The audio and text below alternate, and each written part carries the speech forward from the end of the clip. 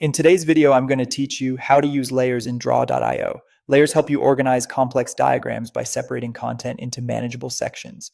Think backgrounds, annotations, and main shapes, so you can show, hide, or protect parts of your work without affecting everything else. Start by opening drawio in your browser. Once the editor loads, look for the Layers panel, typically on the right side of the interface. This panel lists all the layers in your diagram and gives you quick controls to add, rename, show, hide, lock, and more. To create a new layer, click the plus icon in the Layers panel. A new entry appears in the list.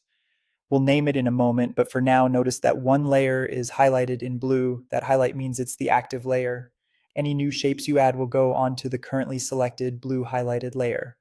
Before you drop in a shape or draw a connector, take a quick glance at which layer is active. This habit saves you from moving things later and keeps related items grouped together.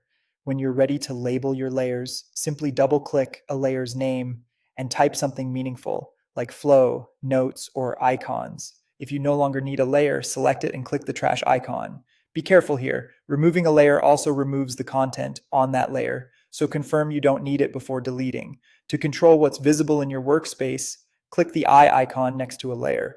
Toggling visibility is perfect for presenting clean versions of a diagram, comparing alternatives, or momentarily hiding clutter while you focus on a specific section.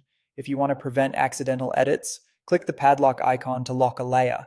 Locked layers can't be moved or changed until you unlock them, which is ideal for things like headers, grids, or finalized background elements.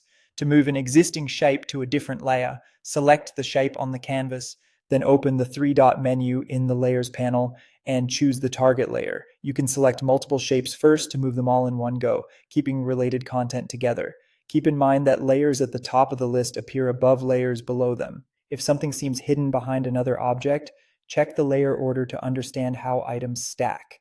By default, every new diagram includes a background layer. Place static elements there and lock it to keep your canvas tidy. With these techniques, you'll build cleaner diagrams, work faster, and present with confidence.